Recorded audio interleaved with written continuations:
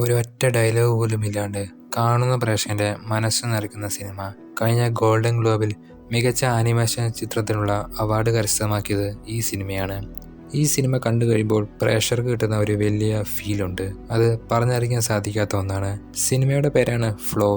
ലോകത്തൊരു വലിയ ജലപ്രളയം സംഭവിക്കുകയും ആ ദുരന്തത്തെ അതിജീവിക്കാൻ ശ്രമിക്കുന്ന ഒരു പൂച്ചയുടെയും ആ യാത്രയിൽ അവൻ കണ്ടുമുട്ടുന്ന ഒരു പറ്റം ജീവികളുടെയും കഥയാണ് ഈ സിനിമ.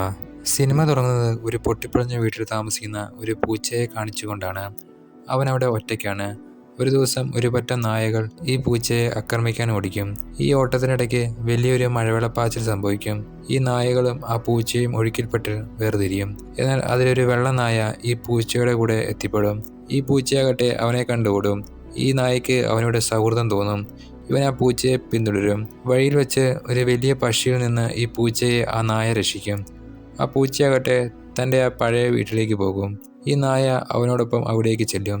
പിറ്റേന്ന് ആ സ്ഥലത്തെ ജലനിരപ്പ് ഉയരാൻ തുടങ്ങും. ഈ സമയത്ത് ആ പഴയ നായകൾ ഒരു ബോട്ടിൽ അവിടേക്ക് വരും. ഈ വെള്ള നായ അവരോടൊപ്പം ആ ബോട്ടിൽ കയറും. ഇവൻ ആ പൂച്ചയെ വിളിക്കും. പക്ഷേ ഇവൻ പോകില്ല. പെട്ടെന്ന് തന്നെ ആ വീട് മൊത്തം ജലത്തിൽ മുങ്ങും. ഈ പൂച്ചയ്ക്ക് അവിടെ നിന്ന് പോകേണ്ടി വരും. ഇവൻ ഓടി അവിടെയുള്ള വലിയൊരു പൂച്ചയുടെ പ്രതിമയുടെ മുകളിൽ കയറി നിൽക്കും. അപ്പോഴേക്കും ജലനിരപ്പ് ഉയർന്ന് ആ വലിയ പ്രതിമ വരെ എത്തും. ഈ പൂച്ച ദൂരേക്ക് നോക്കുമ്പോൾ ഒരു ബോട്ട് കാണും. ഇവൻ നിവൃത്തിയില്ലാതെ വെള്ളത്തിലേക്ക് ചാടി ആ ബോട്ടിൽ കയറും. ആ ബോട്ടിലാകട്ടെ ഒരു കാപ്പിബാര ഉണ്ടായിരുന്നു. ഈ ജീവി വലിയ മൈൻഡൊന്നും കാണിക്കാണ്ട് ആ ബോട്ടിലിരിക്കും. അങ്ങനെ ഇവർ ഒരുമിച്ച് ആ ബോട്ടിൽ സഞ്ചരിക്കും. പിറ്റേന്ന് കുറേ വെള്ളപ്പക്ഷികളിൽ നിന്ന് രക്ഷപ്പെടാൻ ഈ പൂച്ച വെള്ളത്തിലേക്ക് ചാടും. എന്നാൽ ഇവൻ ഒഴുക്കിൽ പെട്ടുപോകും. പെട്ടെന്ന് ഒരു വെള്ളപ്പക്ഷി ഇവനെ പൊക്കിക്കൊണ്ട് ആ ബോട്ടിൽ കൊണ്ടുപോയിടും. അങ്ങനെ ഇവർ തങ്ങളുടെ യാത്ര തുടരുമ്പോൾ വഴിയിൽ വെച്ച് ഒരു ലെമൂർ ഇവരുടെ ബോട്ടിൽ കയറാൻ നിർബന്ധിതനാകും.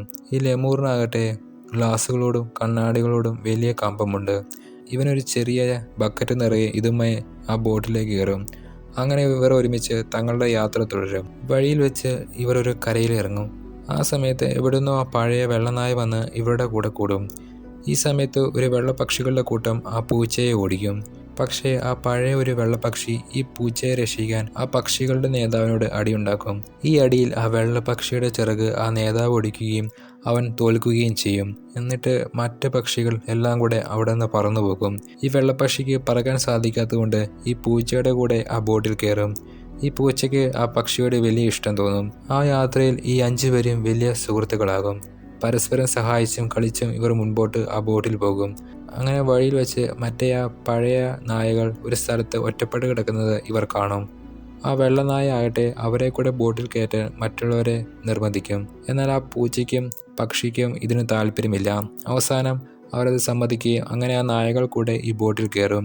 അങ്ങനെ ഇവർ പോകുമ്പോൾ വഴിയിൽ വെച്ച് ലെമൂറിൻ്റെ കയ്യിലുള്ള ഒരു കണ്ണാടിക്ക് വേണ്ടി ഈ നായകൾ അതിൽ പിടിച്ചു വലിക്കും. അത് പൊട്ടിപ്പോവുകയും ചെയ്യും. ഇത് കണ്ട് ലെമൂറിന് സങ്കടവും ആ പൂച്ചയ്ക്ക് ദേഷ്യവും ആ വെള്ളം നായയ്ക്ക് കുറ്റബോധവും ഉണ്ടാകും. ഈ സമയം വലിയൊരു ഒഴുക്കിൽ ഈ ബോട്ട് വിടും. അപ്പോഴാ വെള്ളപക്ഷി എങ്ങനെയൊക്കെയോ പറന്ന് ഒരു വലിയ പാറയുടെ മേൽ പറന്നിരിക്കും. ഇത് കണ്ട് ആ പൂച്ച വെള്ളത്തിലേക്ക് ചാടി ആ പക്ഷിയുടെ പുറകെ പോകും. ഇവൻ ആ പാറയുടെ മേലെത്തുമ്പോൾ അവിടെ വെച്ച് ആ പക്ഷി ആകാശത്തിലേക്ക് ഉയർന്നു പോയി മരിക്കും. ഈ പൂച്ച തിരിച്ച് താഴെ എത്തുമ്പോൾ ബോട്ട് കാണില്ല. ഇവൻ വെള്ളത്തിലേക്ക് എടുത്തു ചാടി ആ ബോട്ട് അന്വേഷിച്ച് അതിലൂടെ നീതി നടക്കും. പെട്ടെന്ന് ഭൂമിയിലെ വെള്ളം മൊത്തം താഴും. അങ്ങാടിയിൽ കരവരെ വെള്ളം കുറയും. അങ്ങനെ ഈ പൂച്ച തൻ്റെ സുഹൃത്തുക്കളെ അന്വേഷിച്ച് കരയിലൂടെ ഓടി നടക്കും. പെട്ടെന്ന് തൻ്റെ ആ പഴയ ലെമൂറിനെ കാണും. ഒരു പറ്റം ലെമൂറുകളുടെ കൂടെയാണ് അവനിപ്പോൾ. ഈ പൂച്ച അവനെ വിളിക്കും. എന്നാൽ ഇവൻ അവനോടൊപ്പം പോകാൻ മടിക്കും. ഈ പൂച്ചയാകട്ടെ സങ്കടപ്പെട്ട് അവിടെ നിന്ന് പോകും. എന്നാൽ അവസാനം ആ ലെമൂർ ഇവൻ്റെ കൂടെ പോകും. അങ്ങനെ ഇവർ ഒരുമിച്ച് പോകുമ്പോൾ തങ്ങളുടെ ആ ബോട്ട് കാണും. വലിയൊരു കൊക്കിലേക്ക് വീഴുന്ന രീതിയിൽ ആ ബോട്ട് ഒരു മരത്തിൽ തങ്ങി നിൽക്കുകയാണ്. അതിൽ ആ നായകളും കാപ്പിബാരയും എന്ത് ചെയ്യുമെന്നറിയാതെ നിൽക്കുകയാണ്. പെട്ടെന്ന് നായകളെല്ലാം ആ ബോട്ടിൽ നിന്ന് ചാടി കരയ്ക്ക് കയറും. എന്നാൽ ആ കാപ്പിബാരയ്ക്ക് മാത്രം ബോട്ടിൽ നിന്ന് ചാടി കരയ്ക്കെത്താൻ സാധിക്കുന്നില്ല. പെട്ടെന്ന് ആ ബോട്ട് താങ്ങി നിർത്തിയ മരം ഒടിഞ്ഞു വീഴാൻ തുടങ്ങും. ഈ പൂച്ച ഓടിച്ചെന്ന് ആ മരത്തിൻ്റെ മുകളിൽ കയറി ബോട്ടുമായിട്ട് കെട്ടിയ ഒരു കയറ് താഴെ ആ നായകൾക്ക് ഇട്ടുകൊടുക്കും. ഇവരെല്ലാവരും കൂടെ ചേർന്ന് ആ കയറ് വലിച്ച് ബോട്ട് കരയിലേക്ക് നീക്കാൻ തുടങ്ങും. ഈ സമയം ഒരു മുയൽ ആ വഴി പോകുന്നത് കണ്ട് മറ്റു പട്ടികൾ അതിൻ്റെ പുറകെ പോകും. അവസാനം ആ ലെമൂറും പിന്നെ ആ വെള്ളനായും മാത്രമാകും. ഇവർ രണ്ടുപേരും ചേർന്ന് ആ ബോട്ട് വലിച്ച് കരയ്ക്കാക്കി ആ കാപ്പിബാരയെ രക്ഷിക്കും. അങ്ങനെ ഇവർ 4 പേരും വലിയ സന്തോഷത്തിൽ ഒരുമിച്ച് കളിക്കും. അവസാനം വെറും 4 പേരും ഒരുമിച്ച് നിൽക്കുന്നതോടെ ഈ പടം അവസാനിക്കും. പല പല ഇമോഷനുകളിലൂടെയും കടന്നു പോകുന്ന ഈ സിനിമ ഒരു മികച്ച അനുഭവമാണ് എനിക്ക് സമ്മാനിച്ചത്. ഐക്യത്തിൻ്റെയും സൗഹൃദത്തിൻ്റെയും അതിജീവിതത്തിൻ്റെയും കഥയാണ് ഈ സിനിമ. എല്ലാവരും തീർച്ചയായും ഈ പടം കാണണം. എന്നിട്ട് നിങ്ങളുടെ വിലയേറിയ അഭിപ്രായങ്ങൾ കമൻറ്റ് ബോക്സിൽ രേഖപ്പെടുത്തൂ. കൂടുതൽ സിനിമാ വിശേഷങ്ങളെക്കുറിച്ചും അപ്ഡേറ്റ്സിനെക്കുറിച്ചും അറിയാൻ ഈ ചാനൽ മറക്കാതെ സബ്സ്ക്രൈബ് ചെയ്യുക. Thank you.